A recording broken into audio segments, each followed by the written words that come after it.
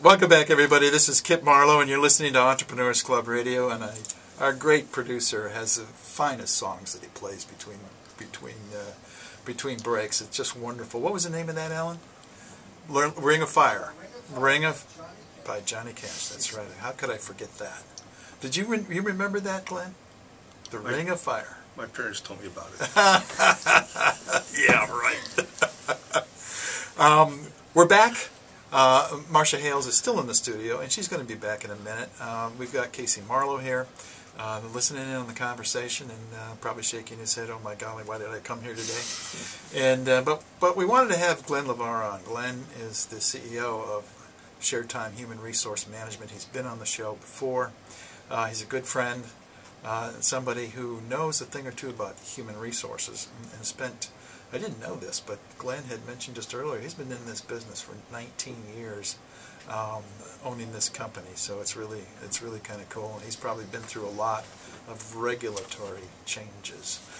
Glenn, I like what you emailed me. It said, I think it said, plan, prevent, and protect yourself if you own a company, because the regulations are not going to end. That's absolutely true, Kip. The regulations are going to become more complex, and they're going to come faster and faster and faster. What does a company do? How do they keep up with it? Other than hire you, of course. Well, of course, hire me. My CFO would like that. Yes. No, the issue is that there's two types of management personnel I see out there. There are the eagles who have the long view, see things that are out there, and there's the ones that are the ostriches that stick their head in the sand. And the ones that stick their head in the sand are the ones who are going to get caught. OSHA has been very aggressive in Northeast Ohio for years, and it's going to continue to be aggressive. Mainly in the manufacturing firms? Manufacturing, manufacturing, metal, plastic, okay, wood. Okay. So they're out there. And there's all types of programs out there that they're looking at to generate revenue from their viewpoint. I look at it as a tax. So if the employer can go ahead and follow the regulations to the best of their ability, contact myself or other people that can help them out, they'll be further ahead.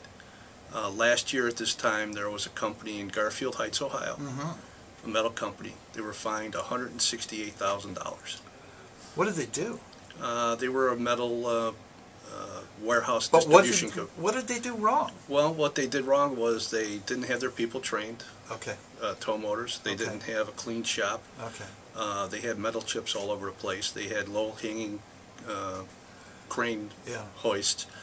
So those are all things that are citable citations. Most of those are common sense. But $168,000. That was the negotiated price. Oh, gee whiskers. Now the total price could have been twice that. Yes. So $320,000, $400,000, and come out. How are you going to find a company who's going to give? How much money do they have to make to get $400,000 in profit?